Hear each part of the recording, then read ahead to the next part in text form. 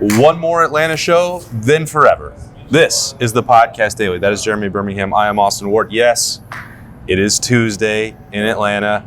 This is Wednesday's Daily. I'm going to be fully transparent with this one. It's a new era. It is a new era for 2025, celebrating the 2024 Ohio State National Champions. We just wrapped up hearing from Ryan Day, Will Howard, and Cody Simon, the last press conference for the Buckeyes down in here at the Media Hotel. Sleep is for the week, they said. That may well be true. Couple hours for you, couple hours for me. And that sets us up for a little Second Thoughts Wednesday. Ooh. Doesn't really rhyme. It's not alliteration. But we did it after the Cotton Bowl, and it feels like we should do that again. A little bit of time, like, I don't know, half a day to process some information. What did we not talk about when we left on Monday night at Mercedes-Benz Stadium when Ohio State won 34-23? It's a good question. I don't think this is going to sound weird, but I don't think we talked about enough about how well Notre Dame played in this game. Ohio State was up 31-7 at one point, and it felt like the Buckeyes had every opportunity, if they would have kept the pedal down, to make this a TCU Georgia style of outcome from 2 years ago. But after Notre Dame's fake punt, just in the first drive of the second half, Ohio State gets down to a field goal instead of punching it in to go up 35-7. And I think at that point things would have went off the rails for them, but they deserve a ton of credit. And in the middle of trying to contextualize the game for Ohio State and what it means in the big picture, I think there are things in the game that we missed. Number one, again, Donovan Jackson is that story. This is a story with stories, right? And that's what Ryan Day kept talking about. He and Cody Simon and Will Howard talked about that this morning, and they're going to start to tell those stories. But what Donovan Jackson meant over the last 2 months for Ohio State, and it was on Kings of the North on Monday night after the game, but I think Bill Landis said maybe Donovan Jackson was the best offensive lineman in the playoffs. And for him to do what he did, for that entire offensive line to have to combat what Notre Dame was doing, bringing a ton of pressure, really high energy, like it was a really good football game. And I think it gets lost in the middle of the fact that it was 31-7 and it didn't feel like a good football game. And then we got a great second half.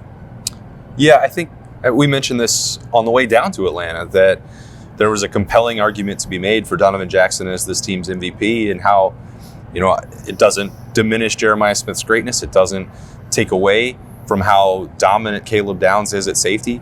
But those positions could have potentially been okay, or still well above average compared to the normal college football team for Ohio State. Once Josh Simmons went down, once Seth McLaughlin went down, if they did not have Donovan Jackson making a selfless move out to tackle, nothing that happened since then could have happened for Ohio State. Point blank, period, bar none, no debate about that. And I guess I have to include Zin Michalski in that as well, because that is where Ohio State initially turned, and then he got hurt. So there were 3 injuries that forced that to happen. And I felt like in the first half of the season that Donovan was maybe getting too much credit for the way he was playing at guard. I thought it was, especially because of the way that both of those veterans were playing on either side of him, I thought sometimes there were pressures that were chalked up to either Seth McLaughlin or Josh Simmons that maybe could have been pegged on Donovan Jackson. It doesn't matter. It doesn't make any difference. Once he got his feet under him, he gave up a couple sacks to Abdul Carter against Penn State. Didn't happen again. I mean, that's remarkable, especially given the quality of pass rush that Ohio State faced in the last 8 games of the season. It was relentless, and he was not just the on-field leader. He was the guy that everyone else was turning to. He was the guy that was the impetus for Carson Hinsman's return to the starting lineup and his emotional support. He's the guy that helped bring along Luke Montgomery, keep Tegra Shabola from maybe going off the rails a little bit when he was struggling midseason. The guy that, him and Josh Fryer, the ride they've been on together. We don't ever give Justin Fry enough credit for what he's done, because there's so much conversation about recruiting all the time. But the one thing that I'm taking away from last night, Monday night, from Tuesday morning, this team bought so hard into these coaches that I don't think that will ever be talked about enough, because they could have quit. They could have walked away. They could have said, you know what, we're done with this after what happened on November 30th. And instead they just bowed their backs, buckled up, whatever, They just buckle up. They took the other path, and it says a ton about a group of guys who are professionals. And I said it earlier in the week, but I don't think you'll see an Ohio State team like this ever again, because yes, the NIL era allows you to retain guys, but to have this many from one class all together, it seems almost impossible anymore for that to happen. Well, I think you have to go back a year ago to this point. You also had to have Jack Sawyer and JT Tuimoloau get draft feedback that was like, you know what? And Donovan Jackson as well. I believe we got some confirmation from Ryan Day that I was absolutely correct about Jack Sawyer's Players Tribune story, that the guy who was out the door and then changed his mind was Donovan Jackson.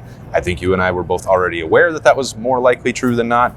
But all of these guys you had the collectives in Ohio State investing and giving them an opportunity to return. And you also had guys that had yet to finish their story or had yet to get draft feedback that was like, I must go and be a professional immediately. There are a lot of moving parts that are involved in that.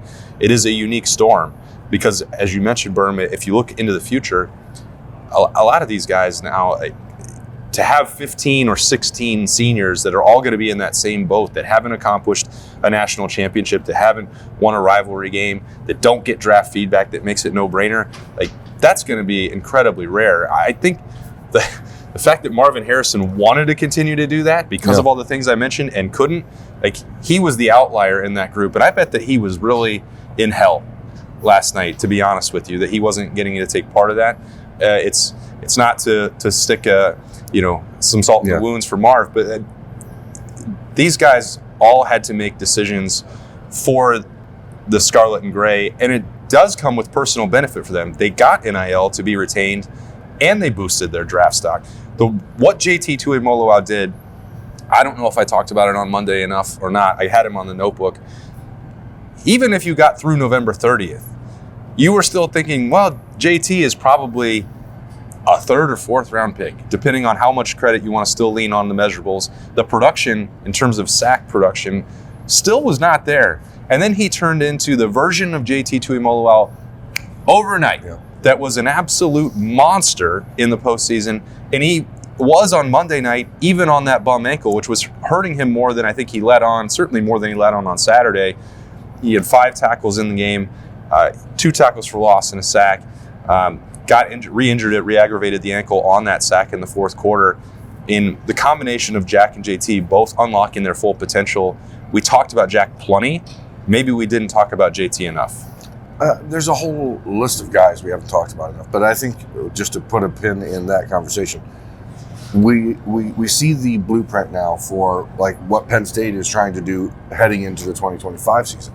They're taking what Ohio State did and that recipe, and it's to a smaller degree because they have 4 or 5 guys, not the 9 or 10, and the transfers that they brought in are not going to be the high-profile guys that ended up joining this Ohio State team, but they're just finding holes to fill, but they're trying to retain Drew Aller and Kaytron Allen and Nick Singleton and Zane Durant, those guys. That's what they're hoping to do. They see the model because Ryan Day at his press conference on Tuesday morning was asked, like, what's the difference between this year and last year?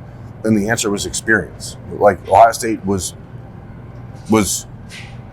more resolute. They had gone through so much. And like losing a game in November, now even losing the game in November, can't derail someone who has something that they're that focused on. And there's so many stories to talk about, but JT just moving 2 feet to toward the quarterback when he lines up most of the time, like maybe changed the entire path of his career. Yeah, he was awesome. And this sounds crazy. We didn't really talk about Quinshon Judkins on Monday night. I don't know how that happened. If you have a goal-to-go situation and you are on the 9-yard line, just give it to Quinshon Judkins. Those are 2 of the best 9-yard runs that you're ever going to see. Well, I mean, we talked about it on both predictions on Monday.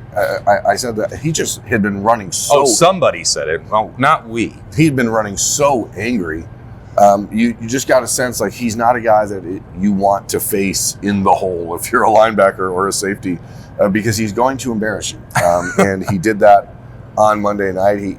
He's just been it's funny, the conversation out of Ole Miss has been so negative around him. And it's very rare. Like, we are in such a weird time in college football, but most coaches, most programs are going to go out of their way to be respectful of a player leaving because they want players to join them. And you don't want to have a reputation as being a crybaby head coach. You'd think that someone like Lane Kiffin, who jilted an entire program after 1 year, would cool it on throwing his own players under the bus in the portal. You would think, but that hasn't happened. But he is such a clown. What has happened is that Ohio State was able to get the best out of Quinshon Judkins. They got, and again, I'm going to try to tie things back into Tuesday's press conference, but Will Howard's conversation about what coming to Ohio State did for him as a player, like, there is a difference. And I think this is, we try to homogenize everything in college football, and like, there's 134 teams, everyone's the same. Like, there's not. And you have a different level of development at certain schools, and it's not exclusive to Ohio State, but it is a 7 or 8 program, I think, tier. And Ole Miss isn't on that tier. And no offense to Lane Kiffin, who I personally love. I think he's one of the best follows on Twitter. Offense to Lane Kiffin. He's great. I mean it. What Quinshon has provided, him and Travion Henderson both ended up going over 1,000 yards rushing for the season. In a 16-game season, you're like, well, who cares? That's only 70 yards a game. But like, for two guys to do it, we would have a totally different conversation about Quinshon or Travion. If one of them was approaching 2,000 yards this week, they would have been in the Heisman conversation with Rashad Jeanty and Travis Hunter, if that was the case. So Ashton Jeanty. Rashad Jeanty? Doesn't matter. No, I called him Rashad earlier in the season, too. Who is Rashad Jeanty? He's not a person. Not a person. But if he was, he'd be one hell of a running back and a model American. But the point is, those guys sacrificed personal glory and statistics for an opportunity to develop, to win a national championship, stay healthy for the NFL. Check. And Carlos Loughlin deserves credit for making that room really special. Do you know, I think what's interesting about Will Howard's press conference on Tuesday morning is, I did mention this maybe in the notebook, maybe it was on Snap Judgments on Monday night, can't quite recall, but you look at the list of quarterbacks who come through and it's like, here's Ryan Day's sales pitch. It's Dwayne Haskins, it's Justin Fields, it's CJ Stroud, it's first round draft and development process working with Ryan Day. The one that I think may well be the most compelling, and certainly Will Howard won a national championship, but that's part of it, is you'll just cut up, if you're Ryan Day and you're talking to a transfer portal quarterback or a 5-star quarterback on the recruiting trail, be like, I've never been coached harder. I've been nitpicked. I got so much better. Quarterback school, Ryan Day's talking about specifics of the throw to Jeremiah Smith and 42 yards to the red line. It's and the level of coaching. Like, you just, here you go. Oh, that's the video. Proof. Yeah, that 20-second snippet from Will Howard should be playing on a loop. It's just a video that Ohio State should send to every quarterback in the country and say, want to be coached by Ryan Day? Yeah. But then show them Will Howard's videos from the last 4 years at Kansas State. It's highlights of the playoff for Will Howard interspersed with his press conference, his final official one at Ohio State. The guy finished with the most accurate passing season in Ohio State football history. Okay. Passing CJ Stroud. That's pretty good. He led the country in QBR. Is that good? That's good. Okay. Why are we not talking about it? Also, if you're a football fan and you're a draft guy, like, this quarterback class is kind of garbage nationally. Why does Will Howard not get the conversation? He's 6'5". He's 235 pounds. He's a great, sensational, generational leader in the locker room. He clearly can throw the football a little bit. He can move. Why is he not getting talked about as a top 3 or 4 pick at quarterback in this draft? Not in the NFL draft, but you can't look at Shedeur Sanders or Cam Ward or pick another guy, Dylan Gabriel, and tell me that those guys have something so much better than what Will Howard has put on tape this year. I talked to Shedeur Sanders this weekend in the elevator. He lost 3 pairs of AirPods. You're going to trust him in the NFL draft? I bet Will Howard's never lost a pair of I don't know what AirPods. you're talking about, but that's amazing. Well, he was here for the college football playoff weekend, and I was in the elevator with him, and he said, "Hey, I lost 3 pair of AirPods." I don't know why he brought it up. Why would you bring 3 pairs of AirPods? I don't know if he lost them all at once. Unless you planned on losing them. I didn't really dig in on that particular topic. I feel like Will Howard always knows where his AirPods are. I bet he does. Yeah, he was awesome. I do think whether we get to like do 25 for 25 or 24 for 24 with this team, I believe Ryan Day really does want to have these stories told, because so many players, basically everyone on the coaching staff, on the roster, and every part of the program has a very cool story and a meaningful contribution to what happened for Ohio State. I hope that we're able to find a way to help tell those stories. I mean, we're certainly not going to be alone in wanting to do that and stepping up to try and deliver that. But you rattle off the names, the ones that we haven't touched on today, didn't talk about on Monday night. Guys like Ty Hamilton, Lathan Ransom. Ty Hamilton made a play in that game on Monday night where, like, it was a wide receiver screen, and he got blocked, and the ball came inside, and then he was hitting the guy 4 yards on the field immediately. I was like, holy moly, what a play. Like, the guy never gets talked about. I know. Ever. I know. And that's our fault too. But he's just so solid and consistent that we spend so much time talking about the highs and lows and riding buying the dips and selling the.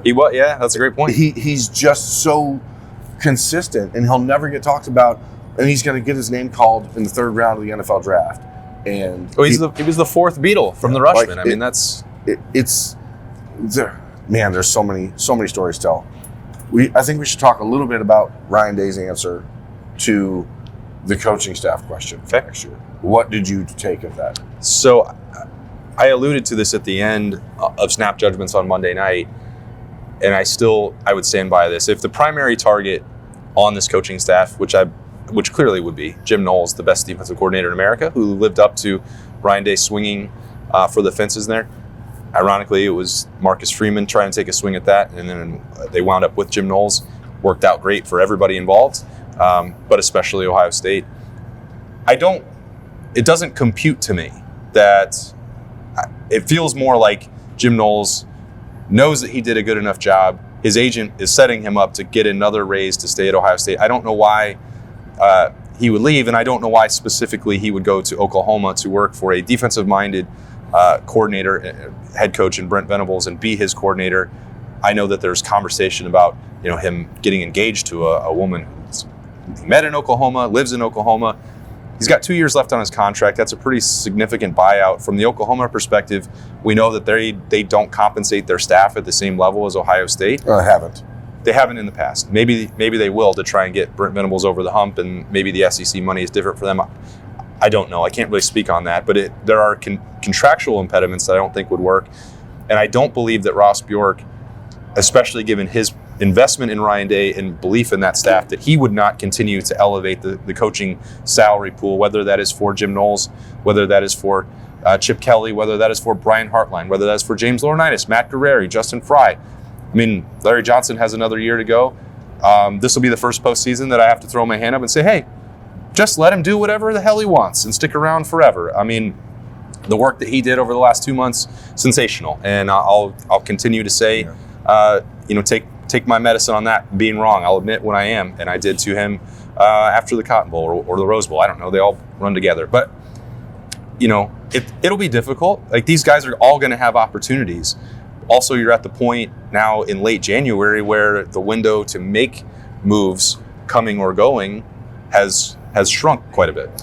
It has, and so what was that? That was the second to last question asked in the press conference on Tuesday. And what I took away from Ryan Day's answer was just enjoy this.